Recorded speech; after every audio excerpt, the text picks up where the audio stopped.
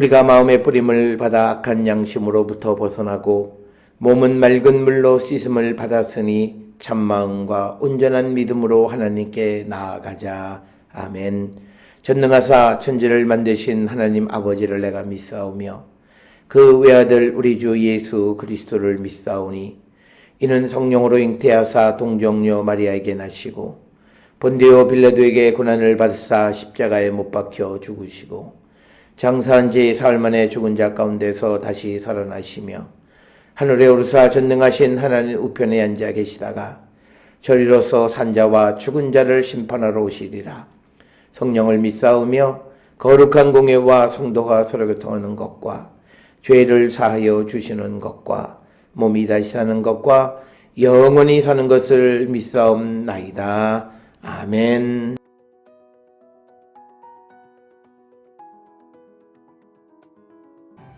예수를 잡은 자들이 그를 끌고 대제사장 가야바에게로 가니 거기 서기관과 장로들이 모여 있더라.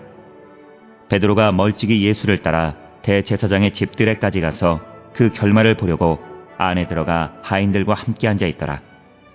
대제사장들과 온 공회가 예수를 죽이려고 그를 칠 거짓 증거를 찾으매 거짓 증인이 많이 왔으나 얻지 못하더니 후에 두 사람이 와서 이르되 이 사람의 말이 내가 하나님의 성전을 헐고 사흘 동안에 지을 수 있다 하더라 하니 대제사장이 일어나서 예수께 묻되 아무 대답도 없느냐?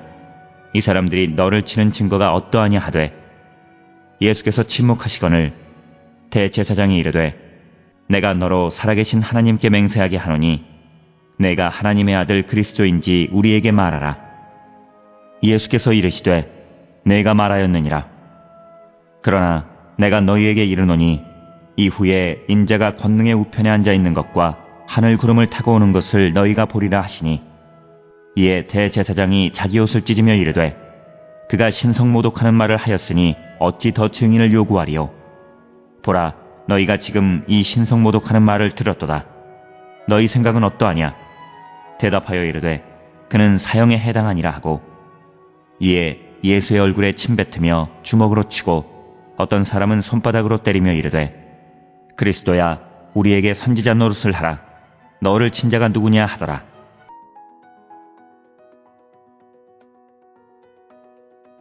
오늘 우리가 함께 읽은 마태복음 26장 57절부터 68절에 있는 말씀은 체포되신 예수님께서 공회 앞에 서신 그 모습을 기록하고 있습니다. 이 내용 가운데에서 이제 그 예수님께서 이제 이 공회 앞에서 이제 대제사장 가야바 앞에 그리고 서기관 장로들 앞에서 이제 재판을 받으시는데 특별히 오늘 주시는 이 본문의 57절부터 68절에 보게 되면 이 재판은 당시 유대인들의 법에 의한 합법적인 그런 재판은 아니었다 이렇게 우리가 말할 수 있습니다. 그런 이유는 특별히 이 미시나 재판에 의하면 밤에는 재판을 열어서는 안 되게끔 되어 있고 또 하나는 사형에 관한 것은 당일에 결정을 해서는 안 된다 이렇게 기록이 되어 있습니다. 그렇지만 오늘 주시는 57절부터 68절에 있는 이 말씀에서 보면 예수님을 그것도 저녁 밤에 그리고 또 예수님을 그날로 사형 언도를 내리는 것은 바로 이 유대인들의 미시나에 기록되어 있는 재판 절차를 온전히 따르지 않은 그래서 이것은 앞에서도 우리가 보았듯이 예수님을 처형하기 위해서는 정상적인 방법으로는 불가능했다. 그 이유는 예수님께서는 흠이 없으신 분이셨기 때문입니다. 그렇기 때문에 오늘 주시는 본문과 같이 재판 과정에서처럼 불법적이고 편법적인 그런 방법을 통해서 이제 재판을 행하는 그런 모습을 우리가 볼 수 있습니다. 오늘 주시는 본문의 말씀을 통해서 보면 오늘 이 본문에서도 중요하게 기록되어 있는 내용은 63절, 64절에 있는 부분에서 내가 하나님의 아들 그리스도인지 우리에게 말하라 라고 하는 것. 그러니까 예수께서 이르시되 내가 말하였느니라. 그래서 예수님이 하나님의 아들이심을 입증하는 것, 선포하는 굉장히 기독론적인 측면에서는 중요한 그런 대화가 62절, 63절, 64절에 되어 있고 내가 너희에게 이르노니 이후에 인자가 권능의 우편에 앉아 있는 것과 하늘 구름을 타고 오는 것을 너희가 보리라 이렇게 이야기를 합니다. 그래서 예수님은 당신이 하나님의 아들 그리스도이심을 말씀하시고 그것에 대한 어떤 증거로서 64절에 구름 타고 오는 것을 너희가 보게 될 것이다 이렇게 이야기를 합니다. 우리가 구약 성경에 보게 되면 구름을 타고 오시는 분, 구름 가운데 임하시는 분은 하나님의 임재를 이야기하는 겁니다. 그런데 65절에 보니까 이 예수님의 말씀에 대한 대제사장의 반응은 옷을 찢으며 그가 신성모독하는 말을 하였다. 그러니까 오늘 주시는 이 본문의 말씀 속에서 예수님은 이제 이 하나님의 아들이심을 선언하고 그리고 그것에 대한 증거로서 이제 하늘 구름을 타고 오실 것이다 이렇게 이야기를 합니다. 그렇게 되자 대제사장들의 반응은 예수님의 말씀이 신성모독이다 이렇게 이야기를 합니다. 레위기 24장 16절에 보면 신성모독을 한 자들에 대해서는 사형을 처하게 되어졌고 그래서 이제 66절에 그는 사형에 해당하니라. 그래서 예수님의 죄목, 즉 예수님을 사형에 처할 근거를 찾아낸 것이 오늘 우리가 보는 이 57절부터 68절의 그 말씀이 되겠습니다. 따라서 오늘 주시는 이 본문 예수님이 공회 앞에서 재판을 받으시는 이 모습은 어떤 예수님의 죄가 있어서 예수님을 신문하기보다는 예수님의 죄를 끄집어내기 위해서 이런저런 모양으로 질문하고 그 말꼬리를 잡아서 예수님에게 사형에 해당하는 그런 죄를 씌우기 위한 그런 과정이었음을 우리는 잘 알 수 있습니다.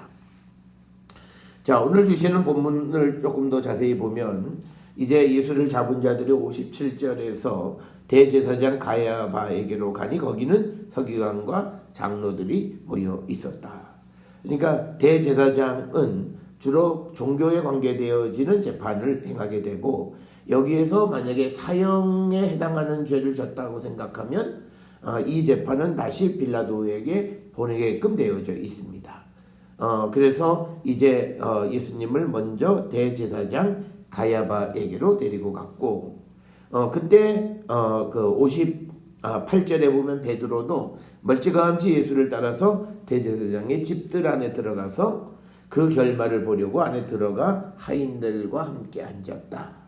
그래서 오늘 주시는 이 본문에는 두 가지 중요한 흐름, 하나는 예수님에게 죄를 씌우려고 하는 대제사장과 장로 서기관들의 모습이 그 주된 흐름이고, 그 다음에 하나는 이제 베드로의 모습이 이제 여기에서 언급이 되어 있습니다. 그러면서 59절에 대제사장은 온 공회가 예수를 죽이려고 그칠 증거를 찾음에 거짓 증언이 많이 나왔으나 얻지 못하더니 후에 두 사람이 와서 이 사람의 말이 내가 하나님의 성전을 사흘 동안 지을 수 있다 하더이다. 그래서 대제사장이 일어나 예수께 묻되 아무 대답도 없느냐? 이 사람이 너를 치는 증거가 어떠하냐? 그러니까 예수님이 여기에 대해서도 침묵하셨다라고 하는 겁니다. 원래 이 법에 의하면 성전을 허무는 것은 그건 굉장한 잘못된 겁니다. 그러니까 우상의 성전들은 허물어뜨려야 되지만 그러나 그처럼 하나님의 성전을 허물어뜨리는 일을 해서는 안 되게끔 성경의 율법에 기록이 되어져 있습니다. 그런데 여기에 대해서 예수님은 대답을 하지 않습니다. 그런데 이제 그러니까 대제사장이 내가 하나님의 아들 그리스도인지 우리에게 말하라. 그러니까 예수님의 본질, 본성에 대한 질문을 하는 겁니다. 그리스도 하나님의 아들 두 가지죠. 그러니까 예수께서 내가 말하였다. 예수님이 인정하시는 거죠. 그러니까 예수님이 당신을 하나님의 아들이고 세상을 구원할 구원자다. 이렇게 말씀을 하신 겁니다. 그러면서 또 하나 말씀하시는 것이 내가 너희에게 이르노니 이후에 인자가 권능의 우편에 앉아있는 것과 즉 하나님 우편에 앉아있는 것과 하늘 구름을 타고 오는 것을 너희가 볼 것이다. 이렇게 이야기합니다. 이것은 예수께서 하나님의 아들이심을 대제사장 앞에서 선포하신 겁니다. 그러니까 이제 예수님의 때가 이제 가까이 왔고 그래서 예수님은 이제 공공연하게 당신이 하나님의 아들이심을 선언하고 그리고 이 세상을 구원하는 구원자이심 그리스도이심을 분명하게 선포합니다. 이 때가 되기 전에까지는 이제 예수님이 어떤 이적의 행위를 통해서 하나님의 아들의 모습을 보여주었고 또 어떤 비유의 말씀을 통해서 보여주셨지 이렇게 구체적으로 말씀하시진 않았는데 오늘 이 본문 64절에 내가 말하였도다 라고 인정을 하시는 거고 결국은 이것이 예수께서 하나님의 아들이시고 그리스도이심을 고백하는 것 그것 때문에 이제 신성모독으로 사형에 해당하는 죄를 지었다. 그래서 예수님을 이제 사형에 처하려고 하는 그런 모습을 볼 수가 있습니다. 그래서 이제 66절에 이것은 사형에 해당한다. 앞에서 말씀드린 것처럼 레위기 24장 16절의 말씀을 통해서고요. 그러게 되니까 이에 예수의 얼굴에 침 뱉고 주먹으로 치고 어떤 사람은 손바닥으로 때리면서 그리스도야 우리에게 선지자 노릇을 하라. 너를 친 자가 누구냐. 그래서 예수님 앞에서 비아냥거리는 그런 사람들의 모습을 우리에게 보여주고 있습니다. 오늘 우리가 주시는 이 말씀 속에서 특별히 66, 67, 68절에 기록되어 있는 사람들의 반응입니다. 예수께서 그리스도이시고 하나님의 아들이심을 선포하자 그때부터 예수님을 박해하고 예수님을 모욕하는 것.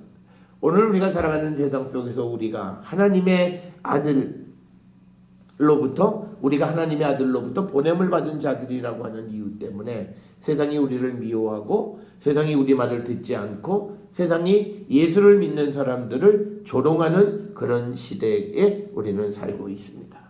그렇지만 우리는 예수님께서 대제사장과 서기관과 장로들 앞에서 당당히 당신이 하나님의 아들이시고 세상을 구원하기 위해서 오신 분이심을 선포하셨듯이 이제 우리도 우리에게 오신 예수 그리스도를 영접한 자들로서 이 예수를 증거하며 살아가는 그런 성도들이 되어야 할 줄 믿습니다. 사랑하는 성도 여러분, 오늘 주시는 이 말씀을 통해서 우리는 예수가 그리스도이시고 예수께서 살아계신 하나님의 아들이심을 얼마나 선포하며 살아왔는가 우리를 돌아보시면서 우리 모두가 하나님의 아들 예수 그리스도를 당당히 증언하며 살아가는 성도가 되기를 결단하는 저와 여러분이 될 수 있기를 주의 이름으로 축원합니다. 기도하시겠습니다. 사랑과 은혜가 충만하신 아버지 하나님 은혜를 감사합니다. 가야바 앞에 서신 예수님, 이제 당신이 하나님의 아들이시고 또 우리의 구원자이심을 밝히실 때에 그들은 주님을 영접하지 않고 신성모독으로 예수님을 사형에 처하고자 하고 또 예수님을 모욕하고 예수님을 거역하는 모습을 봅니다. 우리가 세상을 살아갈 때 복음을 전포할 때 세상 사람들의 모습이 이런 모습이 아닌가 합니다. 그러나 두려워하지 말고 우리와 함께 하시는 주님을 의지하여 우리가 세상 끝날까지 그리스도를 선포하며 살아가는 저희들로 축복하여 주시옵소서. 예수님의 이름으로 기도드려 싸움나이다. 아멘.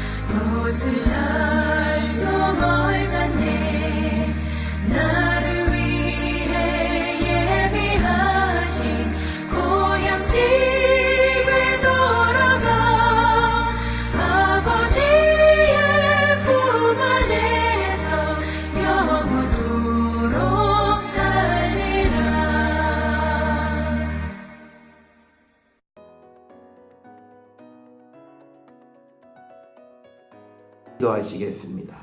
이제는 우리 주 예수 그리스도의 은혜와 하나님 아버지의 무한하신 사랑과 성령의 위로교통 역사하심이 예수께서 하나님의 아들이시며 우리의 구원자이심을 세상에 선포하며 살아가는 자 되기를 결단하며 세상을 향해 나가는 우리 모든 성도들 머리 위에 지금으로부터 영원토록 함께 할지어다. 아멘.